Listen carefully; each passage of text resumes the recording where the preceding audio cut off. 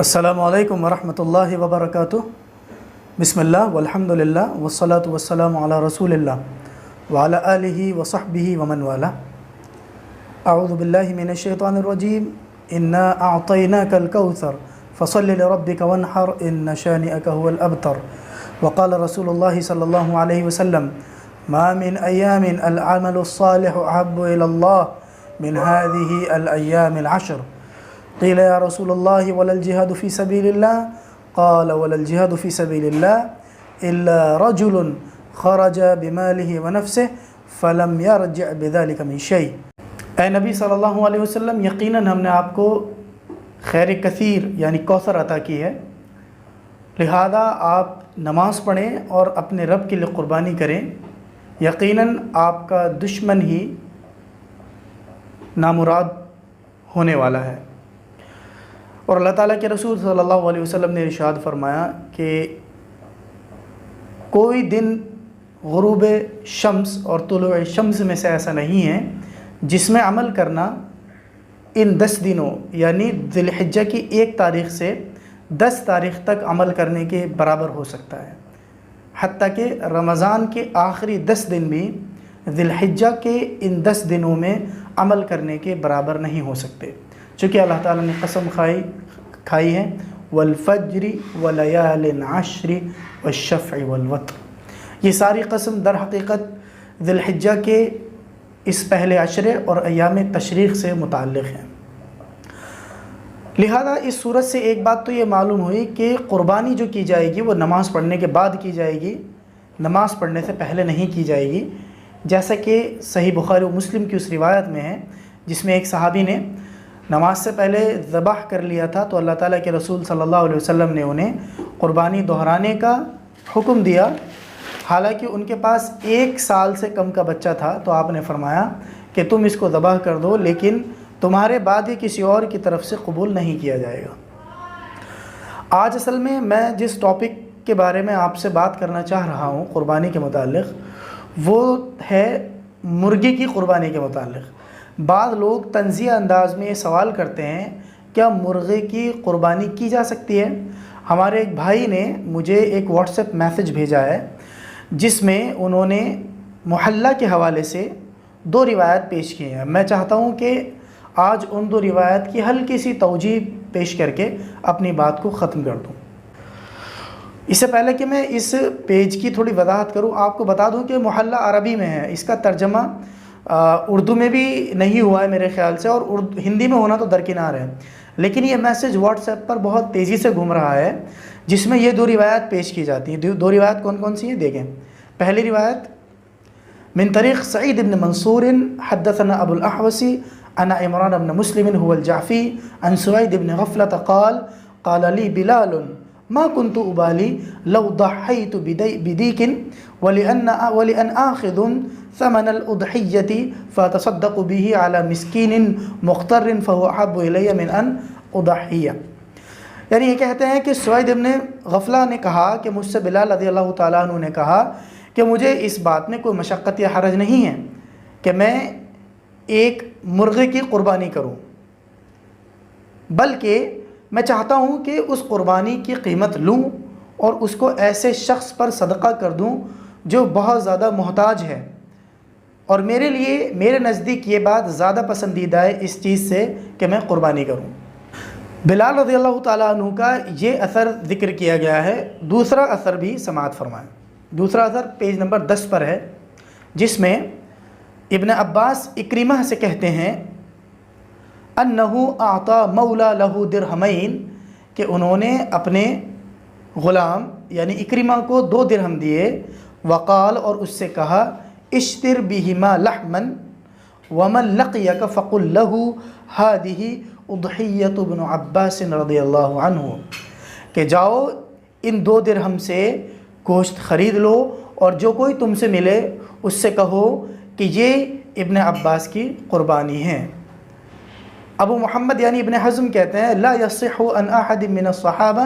ان الاضحیۃ واجبۃ، کہ صحابہ میں سے کسی ایک سے بھی یہ بات ثابت نہیں ہے کہ قربانی کرنا واجب ہے۔ اللہ تعالیٰ عنہ کی اس روایت سے جس میں انہوں نے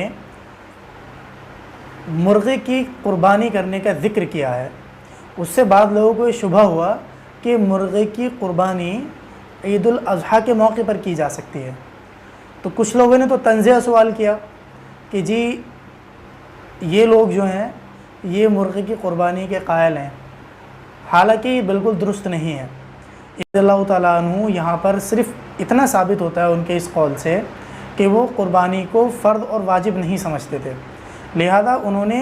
قربانی کی اہمیت کو ایک طریقے سے کم کر کے بیان کیا بالمقابل صدقے کے، حالانکہ یہ نص صریح کے خلاف ہے۔ قرآن بھی اس کی مخالفت کرتا ہے اور حدیث بھی اس کی مخالفت کرتی ہے، لہذا ہر وہ شخص جس کی بات کتاب اللہ اور سنت رسول کے خلاف ہوتی ہے چھوڑ دی جاتی ہے۔ رہا معاملہ مرغے کی قربانی اللہ تعالیٰ کے تقرب کے لیے بقرہ عید کے علاوہ دوسرے موقعوں پر دینا،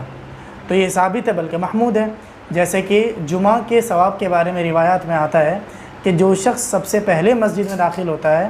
اسے اونٹ قربان کرنے کا، اس کے بعد بقرہ یعنی گائے قربان کرنے کا، پھر بکرا یعنی کبش قربان کرنے کا، پھر مرغی اور پھر انڈا قربان کرنے کا ثواب ملتا ہے اللہ تعالیٰ کے راستے میں۔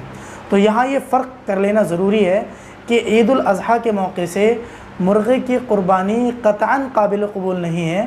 وہ صرف بہیمۃ الانعام جن پر اللہ تعالیٰ نے قرآن میں جن کا ذکر کیا ہے انہی پر جائز ہے۔ اس کے علاوہ جو مواقع ہیں اس میں تقرب اللہ کے لیے آپ کسی بھی قسم کے حلال جانور کی قربانی اللہ تعالیٰ کے حضور پیش کر سکتے ہیں۔ بہرحال یہ دو روایات میں نے آپ کے سامنے پیش کی ہیں جو آج کی ہماری اس گفتگو کا مقصد تھا۔ دیکھیں، پہلی چیز تو یہ کہ یہ دونوں روایات جو ہیں وہ مرفوع حدیث کے مخالف ہیں، جو میرے خیال سے شیخین یعنی متفق علیہ بخاری و مسلم میں موجود ہیں، جس میں اللہ تعالیٰ کے رسول نے فرمایا کہ طلوع شمس میں سے یوم النحر وہ دن ہے جس میں اللہ تعالیٰ کے نزدیک خون بہا دینے سے بڑی کوئی عبادت نہیں ہے۔ یعنی اگر ایک آدمی 10 ٹریلین ڈالر خرچ کرتا ہے اور دوسرا آدمی اس دن ایک جانور معمولی قیمت کا اللہ تعالیٰ کی راہ میں قربان کرتا ہے، تو یہ 10 ٹریلین ڈالر خرچ کرنے والا اس شخص کو نہیں پہنچ سکتا جس نے اللہ تعالیٰ کے راستے میں قربانی کی ہو۔ تو پہلا جواب تو یہی ہے کہ یہ دونوں روایات یا دونوں اثر جو ہیں حدیث مرفوعہ کے خلاف ہیں، جس کی وجہ سے ان سے اس بات پر تو قطعاً احتجاج نہیں کیا جا سکتا کہ قربانی کرنا جو ہے اس سے بہتر یہ ہے کہ کوئی آدمی کچھ گوشت خرید کے صدقہ کر دے، یا یہ کہ اس کے قیمت کے بقدر صدقہ کر دیا جائے۔ اس بات پر تو قطعاً استدلال نہیں کیا جا سکتا۔ البتہ اتنا ضرور کہا جا سکتا ہے کہ ابن حزم نے یہ دونوں آثار اس باب میں ذکر کیے ہیں کہ ان کے نزدیک اور صحابہ کرام کی ایک جماعت جو ہے قربانی کو فرض یا واجب نہیں کہتی ہے۔ صرف اتنا کہا جا سکتا ہے، جو کہ محل اختلاف ہے، چونکہ جو لوگ قربانی کو واجب کہتے ہیں ان کے پاس اپنے دلائل ہیں، اور اس مسئلے کی ایک خاص بات یہ ہے کہ دونوں طرف اتنے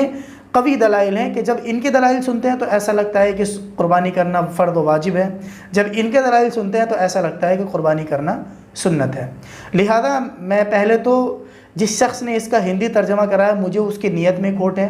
کیا وہ امت کے اندر انتشار چاہتا ہے اور ایسے شذوذ نافذ کرنا چاہتا ہے جس کی وجہ سے لوگ سوشل میڈیا اور علماء کے درمیان بحث کا موضوع بن جائیں، اور لوگ قربانی جیسی اہم عبادات جو 10 دن سے منسلک ہے ان میں نیک اعمال کرنے کی بجائے بحث و مباحث میں پڑ جائیں، اور اس کے بعد امت کے اندر اختلاف و افتراق ہو جائے۔ ایک ایسا مسئلہ جس کے بارے میں علماء کے درمیان اختلاف ہے کہ قربانی سنت ہے یا واجب ہے، اس کی وجہ سے اتفاق جیسی اہم عبادت جس کو ہر حال میں فرض قرار دیا گیا ہے اس پر سوالیہ نشان لگ جائے، اس بات کو قطعاً برداشت نہیں کیا جائے گا۔ اگر آپ لوگ اگلی ویڈیو میں قربانی کے متعلق کچھ مسائل اور اس کی فضیلت جاننا چاہتے ہیں تو مجھے کمنٹ باکس میں بتا سکتے ہیں۔ اگر آپ کو یہ چینل پسند آتا ہے تو اس کو سبسکرائب کریں، بیل آئیکن دبائیں تاکہ آپ کو نیو اپڈیٹ سب سے پہلے مل جائیں، ساتھ ہی ساتھ شیئر کریں، کیونکہ جس شخص نے خیر کی بات بتائی اس کو ایسے ہی ثواب ملتا ہے جیسے کسی نے اس پر عمل کیا ہو اور اس کے عمل میں کوئی کمی نہیں کی جاتی ہے۔ وَأَقُولُ قَوْلِي هَذَا وَأَسْتَغْفِرُ اللَّهَ وَلَكُمْ وَلِسَائِرِ الْمُسْلِمِينَ فَاسْتَغْفِرُوهُ إِنَّهُ هُوَ الْغَفُورُ الرَّحِيمُ وَالسَّلَامُ عَلَيْكُمْ وَرَحْمَةُ اللَّهِ وَبَرَكَاتُهُ۔